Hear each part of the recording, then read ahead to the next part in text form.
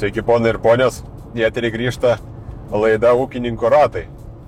Epizodus pradėjome nuo automobilio iš aukščiausios lentynos, turėjom netgi jaunimogą, kur turbūt brangesnį jau neturėsim. Ko gero, kad taip. O dabar vairuojam 2025 metų Lietuvos tautos automobilį, kurį išrinko patys Lietuvos žmonės, prabalsavo, kad tai yra geriausios kainos ir kokybės santykis, kurį galima įsigyti Lietuvoje. Taigi vairuojam Dacia Duster. Dusteris buvo vienas iš tų automobilių, kur labai norėjom pabandyti, kadangi už tą kainą naujas automobilis, tai nežinau, ar kažką tokio surasi, kad būtų 4 varomas su tokia prošvaisa. Čia prošvaisa, pasak pardavėjo, didesnė negu Land Cruiserio. Žinai, 2 cm. Labai nustebino. Nes po apačią pasižiūri, tai ten atrodo pralyst galima. Vėliau pakalbėsim. Tai kelyje automobilis elgiasi, kaip čia pasakius, minkštas, gal šiek tiek plaukiantis dėl savo aukšto profilio padangų.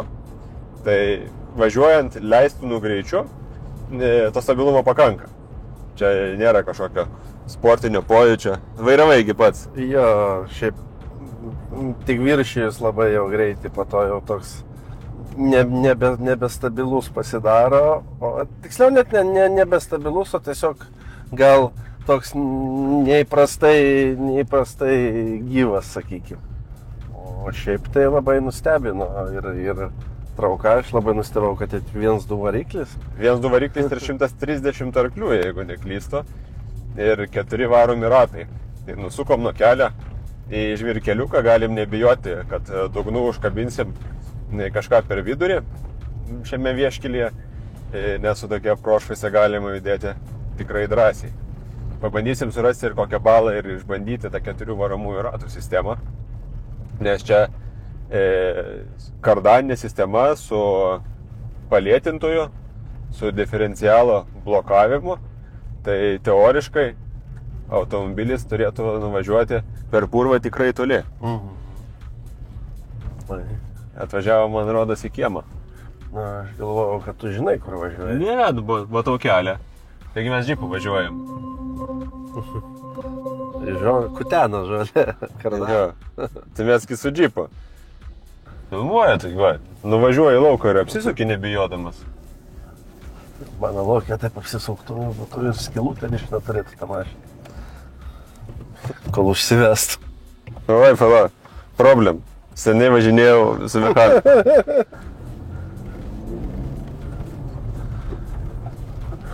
Įprastai, čia yra beveik 100% galios perduodama į priekinius ratus ir tik įjungus palėtintoją, difloką, jau būna 50-50 ir kai pradedi gazuoti, kad galiniai ratai gautų sugibimą, o ar dėl kuro taupimo pastoviai varomi tik tai priekiniai ratai. Kaip tau, kaip dideliam vyrui, priekį sėdėjęs vietos užteko? Bent jau už golfą geriau. Už golfą geriau. Nu čia nėra ko tikėtis, kad viskas bus oda apsiūta ir aukščiausių lygio medžiagos. Brangiausias, pilniausias komplektacijos Dusteris kainuoja 25 000. Tai. Turiu pasakyti, kad labai komforto, labai panašiai kaip ir golfe. Golfo tai nenusipirksi už tiek pinigų. Tai 30 minimum. Vienas dalykas, garso izoliacija labai panašiai, bet čia gerokai aukščiau sėdi. Nereikia per duobes galvoti, kad užpakalį žemę kaip užkabinsi. Tai vis dėlto mūsų rubrika vadinasi Ūkininko ratai. Tai reikėtų žiūrėti iš ūkininko perspektyvos. Taip, su šito tikrai nebaisu važiuoti ražieną, kad bamperį paliksi. Ir tie atakos kampai, kadangi ir priekiniai ir galiniai ratai pakankamai išnešti, ilga bazė, sąlyginai kėbului, tai gali nebijoti ir į griovį važiuodamas, kad liksi be bamperio. Turėtų gerai per gilesnius griovius, taip įsivaizduoju. Pardavėjas mums sakė, kad galim drąsiai važiuoti į bekelę. A ne? Na gerai, tai yra, žinau, ten, kur su kombainu buvo užsėdęs, galim nuvažiuoti pamatuoti. Nu dabar šlapia laukuose, tai manau, kad surasim kažkokią balą, tik reikia nebetoli nuvažiuoti, kad nereikėtų traktoriai Toli važiuoti. važiuoti, jo. Bet šiaip, jeigu imti pagal technologijas, kas anksčiau būdavo prabangos įranga ir pasiekiama tik tai brangiuose modeliuose, tai dabar tokie dalykai kaip virtualus ekranas, CarPlay'as, Android Auto, viskas ekrane, dabar tai yra pigiausia technologija padarimui. Ir netgi tokios klasės automobiliai turi visas funkcijas, šildomą vairą, šildomas sėdynės. Tai dabar nežinau, kaip čia grįžtiem. Tu gal žinai. Į namuką reikia pasma. Nėra namuko. Kaip? Čia gal. Ne. Ai va. Va, matai, netgi off-road režimų, kampus matuoja. Šitą tokį mačiau ir Land Cruiserį, ir Defenderį. Na, tai svyram kiek? 3% paprastam posūkiui. Tai mišiai važiuojam 1% labiau pasvyrę, nes aš sėdžiu vienai. Čia mačiau bolų, ne šitą miškelį, tai važiuojam grybauti. Pagal automobilio būklę matas, kad automobilis yra aktyviai testuojamas. Sakė, kad buvo ir Rokiškio ralyje. Tai panašu, kad pardavėjai duoda bandytojam visas galimybės. Tai, pamatyti. Jeigu nebijai, nėra ko bijoti, tai užtat ir duoda, o ne taip, kad važiuok ir atsargiai nevažiuok per žolę, arba gal nubrozdinsi ką nors. Iš tikrųjų yra turbūt tas automobilis, kur darbinis, tinkamas ūkininkui, kur tikrai neturi bijot, kad kažkas jam atsitiks ar nubrozdinsi bamperį ar šoną, nes nežinau kaip su detalėm, bet įtariu, kad irgi neturėtų baisiai brangiai kainuoti. Aš manyčiau, kad čia turėtų būti toks ekonomiškas variantas. O, ten balutę mačiau. Iš variklių pasirinkimų yra tas 1 litro, 1.2 ir 1.6 hybridas, kuris įmanomas tik su automatu. O pigesnės versijos su mechaninė pavarų dėže. Ir šįryt man pasakė, kad netgi yra versijos su gamyklinė dujų įranga. Taip, aš irgi šitą jau girdėjau. Dujų įranga automobilis kainuoja nuo 18 300 ten kažkiek eurų. Tai labai pigus naujos automobilis su 5 metų garantija. Tai net nereikia galvoti apie likutinės vertės. Va, matai, kažką jūs, ten mačiutė gal bijat ar balą važiuoti. O mes važiuojam. Grybų galėsim pasirinkti. Tuo jungsim čia. Ne, tai važiuok dviem, pažiūrėsim, kai jau sustosim tada, ar yra efektas. Mes abu be guminių batų. Va, įjungiam difloką ir iš karto matosi galios perdavimo santykis PEM ant PEM. Tai važiuojame per tokią pliurzą, kur atsimeni Bartai, važiavom Defenderiu ir galvojom, kad jau gerai lipa. Nu, su jokia lengva mašina jau į tokį keliuką neįlysi, o čia laisvai savo. Togi reikia ūkininko automobiliui. Naujas Dusterio dizainas atsiradęs jis pernai, bet atrodo labai moderniai. Senesni buvo tokie, nežinau į ką panašus, kaip čia juos pavadinti. Numatęs, kad toks ekonominės klasės automobilis. O šitas atrodo neprasčiau negu visi prancūzai ir vokiečiai. Tikrai labai pasiteisinęs tiek viduje, tiek išorėje. Prancūzai pridėjo rankelę, matin biškai.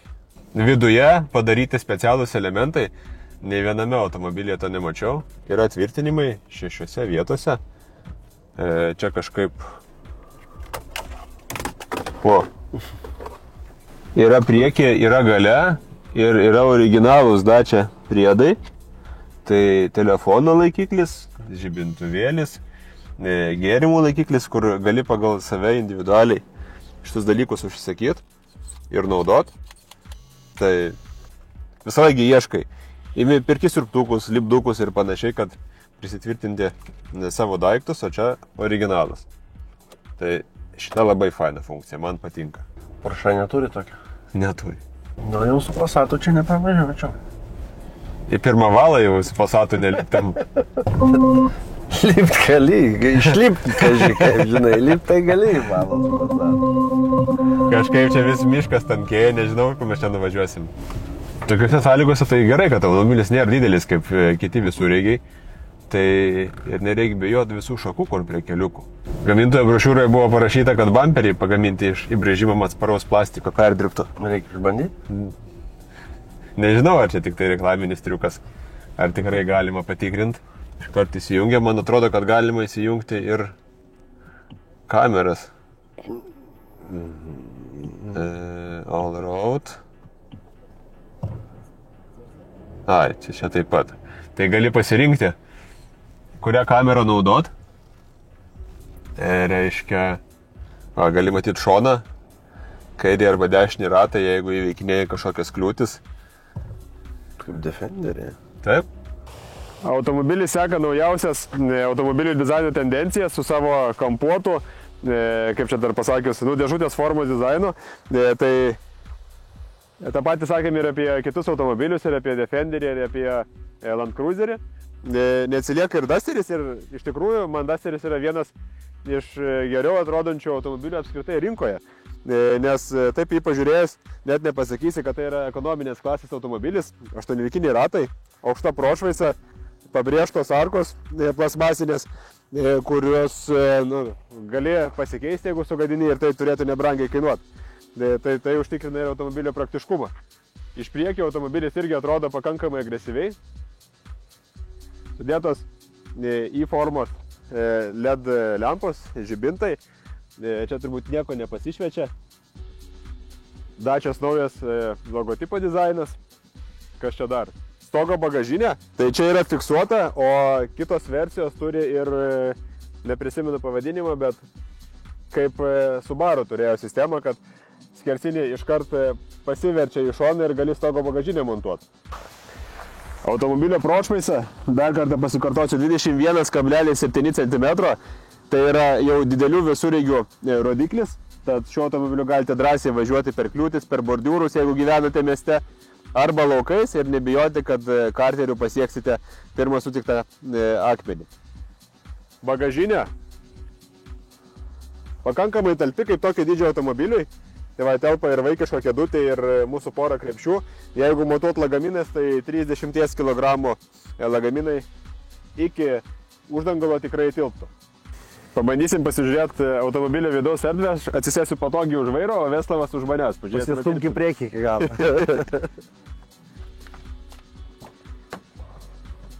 Nebūtina. Nereikia? Vietos užtektinai. Ir keliam turi vietos? Dar pirštas tarp kelių ir sėdynės praranda. Aš dabar sėdžiu patogiai. Ir aš pakankamai patogiai sėdžiu. Tai va, pasistumus galima keturiese tikrai patogiai keliauti. Į paprastą hatchbacką šitaip tikrai netilptum. Tikrai tai, matai, stogo aukštis labai gerai erdvės paduoda. Pats salonas aukštesnis. Nes jeigu sėdėtum Opel Insignijoje, tai jau sėdėtum taip galvą palenkti. Nieko blogo nesakyk apie Opelį, nes vėliau mums irgi gali tekti, ką nors bandyti, vėliau negausi. Ant apdailos detalių matome tokios strėlytės, trikampiuką, parodinti, kad plastikinės apdailos detalės yra pagamintos iš perdirbto plastiko, ir tai gauna papildomų pagarbos taškų už tvarumą gaminant šios automobilius. Automobilio kėbulo forma yra tokia žemyn nueinanti ir ratai stovi pakankamai plačiai, tai va, pravažiavom kelias balas ir visas šonas yra jau aptaškytas purvu, tai įsivaizduoja, kad, nežinau, gal ir yra komplektacijai, purvasargiai, nors ir atrodo dėdiškai, bet visai praverstų šiame modelyje. O, baravykas. Nežinau kaip su ūkininko mašina, bet grybautojo mašina tai 100%. Ką žadė? Kiek gudžiau.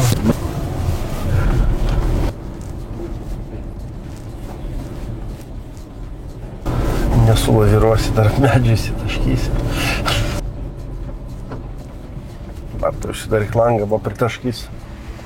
Eiksim dabar. Kaip manai, koks yra dažniausiai ūkininkų naudojimas automobilės ūkyje? Sunku iš tikrųjų pasakyti. Bet šiaip pagrindę tai turbūt pikapai dabar. Čia hiliuksai turbūt? Man kiek teko matyti, ko atvažiuoja. Dabar Rangerių daug, Maroko, sakyčiau, yra. Pikapas vis tiek turbūt dėl savo krūvumo ten saliarkos kanistrą įsimeti ir važiuoja. Nebijodamas, kad... Vienas dalykas, ne tiek gal dėl krovumo, dėl to, kad patogu yra, kad neprasmirsta salonas. Saliarkos jau nieks nebevežioja šiais laikais. Bet tie laikai visi turi degalinės, pilasi kūrą degalinėse. O šiaip tai, bet vis tiek detalės visokios, tai žarna kokia hidraulinė, tai tas, tai anas. Pagal gamintoją įsibėgėjimas šitas mašinas 11 sekundžių iki 100. Tai labai rimtas. Saugus. Kiek kūro nereikia? 7 rašo dabar. Įsikūro sąnaudą. Buvo 6,5 iškart, bet žinai, kai kiekvienas pabandė. Tai nevažiuoja, netikrina, kaip bekelė važiuoja ir kaip Ne, posūksima, kaip traukia. Na, Pasižiūrim, kaip žvirkeliukė mašina jaučiasi. Pašaliniai garsai. Truputį yra. na, kažkokias ta plasmasėlės. Bet čia ko gera kiekvienai mašinai tokia yra. Kur čia man įvažiuoti, kairį ir į dešinę. Čia turbūt vėl pataikysim į krūmus. Gal ir prašoksim. Mums gal reikia susigalvoti kokią klasifikaciją. Žinai, kaip būna 5 žąsys, restoranų įvertinimas. Tai mūsų gal kokie gali būti 5 noragai? Kuo? Batais, žinai, guminiais batais. A, guminiais batais. Kiek guminių batų duodam Dacia Duster? 10 baliai sistemai. 10 baliai, tai sakyčiau, 8 galim duoti. 8 batai.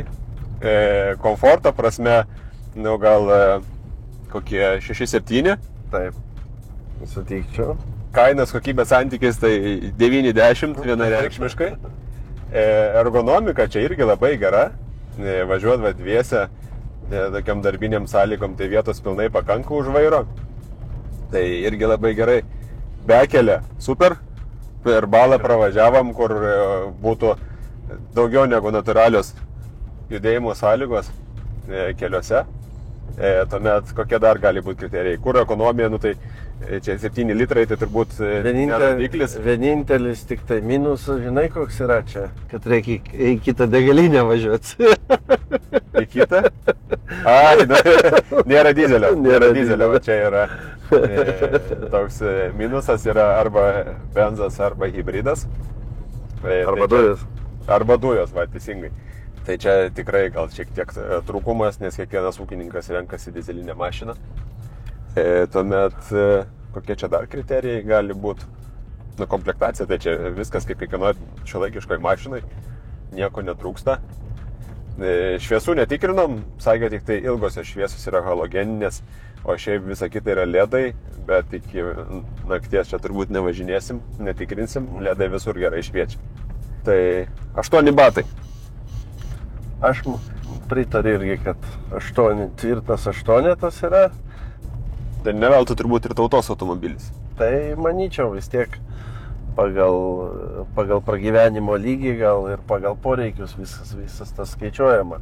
Šiaip iš Sostenos man sakė, kad organizavo Dacia Festą pas Radzevičių kažkur Dzūkijai. Tai suvažiavo didžiulę Dusterių bendruomenę. Sako, tokie faini žmonės, visi dalinasi savo patirtim, kaip keliauja, kaip susitinka.